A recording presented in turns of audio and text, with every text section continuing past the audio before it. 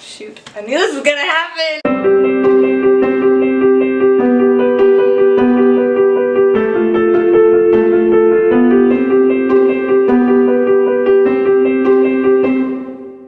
Hi, welcome to Catholics Committed. I'm sorry we haven't posted in so long. We had a lot of stuff to do. We went to a Steubenville conference in Denver and we just got super busy, but we're posting now. Today we are going to talk about why Catholicism doesn't support LGBT.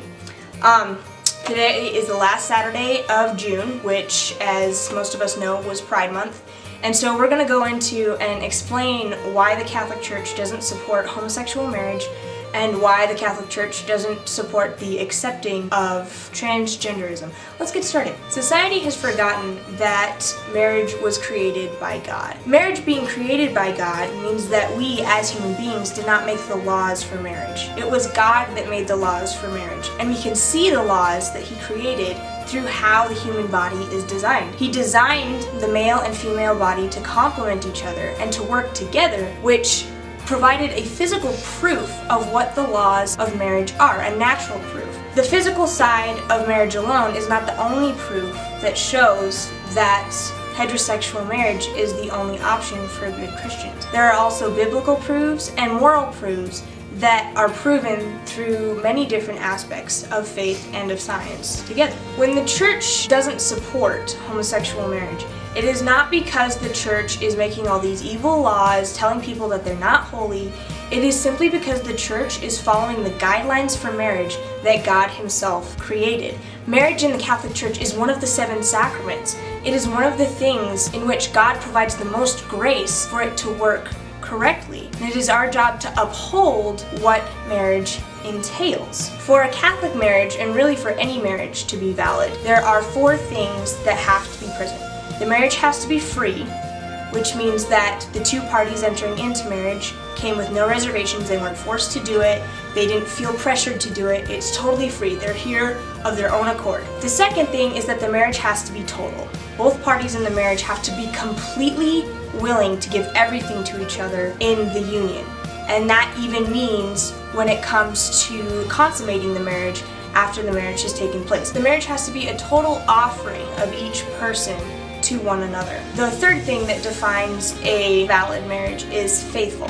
The marriage has to be faithful, most ideally before and also after the marriage. This is why you want to save yourself physically when it comes to who you're going to marry, which is why the church does not support having sex before marriage or going into intimate relationships before you're married, because you should save that part, that total part of yourself, to give to your spouse. And so the third thing is faithfulness. You need to be faithful to your spouse for the marriage to work. You need to be faithful to your spouse for the marriage to be considered valid. And then the fourth thing for a marriage to be considered valid is that it has to be fruitful, or at least open to giving life. This means that the 2 parties involved in getting married have to be open to the idea of having children. This is why contraceptives are not allowed in a Catholic marriage, because it is closing yourself off to God's will, if that is to have children or to not have children. And if we go into the technicalities of a homosexual marriage, when you have 2 men getting married or you have 2 women getting married, yes, the marriage might be free. It is completely and absolutely possible for those 2 parties to be going in to that marriage without reservation, without pressure, and wanting to get married to each other. It is also possible for that marriage to be faithful. They could be faithful to each other their entire life. A homosexual couple is capable of being faithful in the marriage. The issue that the Catholic Church has is that a homosexual marriage cannot meet 2 of the 4 criteria. The first that a homosexual marriage cannot meet is that it will not be a total giving of oneself to the other. In a homosexual marriage, it is not physically possible for one party to give themselves totally to the other. And getting into the nitty-gritty stuff, they are not able to consummate a marriage the way that God intended for a couple to consummate the marriage. So it cannot be a total giving of oneself to the other. That total giving of oneself to another is not possible. And the second criteria that a homosexual marriage cannot meet is the fruitful, or open to giving life. It is physically impossible, again, for a homosexual couple to have a child of their own. it is physically impossible for them to consummate the marriage in the way that God designed the human body to consummate that marriage. And so it will neither be total or fruitful in the marriage. Now, oftentimes one of the arguments that comes up, like, well, they could adopt a child, or, they could have a child using the scientific methods that people have children nowadays. But the issue is that the couple in and of themselves that are giving themselves faithfully and freely to each other are not capable themselves of having a child. A homosexual marriage is not the only type of marriage that the church does not support. If a party that wants to get married is incapable of consummating the marriage, or going a little deeper into the wording, is incapable of intercourse after the marriage, they will not allow that person to be married either, because they are unable to give themselves totally and fruitfully to the other person. So if someone is physically incapable of consummating the marriage, that person cannot be married in the church either. It is not a prejudice against homosexuality that these two standards stand for. So we've talked about how marriage is a sacrament, how it was made by God, not by man, how he made the laws. And there are biblical proofs that homosexuality is not condoned by the church, not condoned even by God. The one that I'm going to read to you, and it's not the only one, it's just the most prominent one, is Romans 1:24 through 27.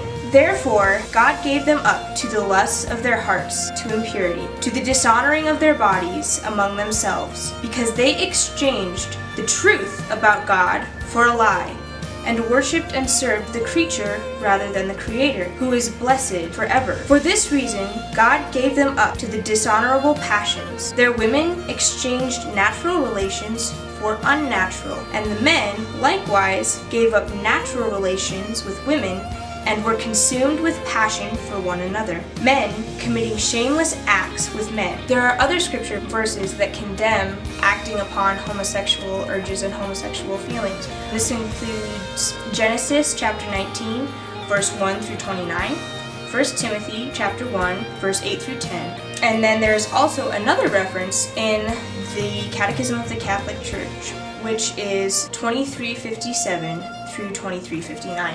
This is not the church that has created a prejudice against homosexuality. This is God's law passed down in the order of how sexuality should have been used in the marriage format. So when the church does not support LGBTQ, it is not being prejudiced against homosexuals because it's different or it's new. It is simply because that is not how sexuality was intended to be used, how God intended it to be used through marriage. Moving on to acting on passions of transgender, where you feel like, okay, I'm a girl but I feel like a guy, so I am going to identify as a man, or I'm a guy but I identify as a girl, so I'm going to change my gender. Going on from that one, talking about its order in God's creation, is that God gave you your body.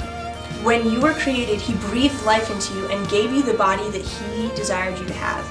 You were made in the image and likeness of God, and He gave you the body that you have because He intended you to use it for His glory. To go and change your gender is basically to say that you know yourself better than your Creator knows you, that you know yourself better than God Himself knows you. And any good and faithful Christian knows that to really know yourself, to really discover who you are, is to grow as close to God as you can. Because God knows things about you that you won't even know until you die. And it's very beautiful and very amazing. But to go and change your gender, to go and say, I identify as someone that I'm not, is just to say that God was wrong, and to say that you know yourself better than He does. Which is not true, as unfortunate as it is. Will this video solve the issue of LGBT versus the church? Absolutely not. Many people have made videos before, many people have written books, articles, like there is a grand scale of defense out on this particular issue. This video is not going to solve it. This video didn't even cover all the major points of the argument. And just because I'm a total amateur and I'm just using what I know, I might have missed things making this video that would have been important to make a point on. But what I'm trying to do is just bring the basics of what the church teaches through the order of God's design on these 2 points, on homosexual marriage and being transgender. The church does not hate or disrespect homosexual or transgender individuals. What the church is doing is simply upholding and obeying the dignity of God's nature, the dignity of God's law when it comes to our human body and to marriage. The church is simply trying to follow God's will as close as it can, even if it causes pain to some people in the way that they want to live their lives. We as Catholics are called to love. It is not our job to hate individuals who will openly embrace these struggles of being homosexual or these struggles of being transgender and make it a part of their lives. It is our job to love those individuals, regardless of what they are doing with their bodies, regardless of how they are using the nature that God has given them. We are called to love, and we are also called to uphold the dignity and respect of the human person. But loving does not mean that we need to accept how the LGBT community misuses and abuses their human sexuality and physicality. We need to pray for these people and help them. Oftentimes we'll have friends that struggle with these things. We know people that struggle with this, and some of them want to embrace it fully, and some of them are like, I know this isn't right, but I don't know how to get rid of it. We are called to love them, and we are called to help them, because that is what Jesus would do.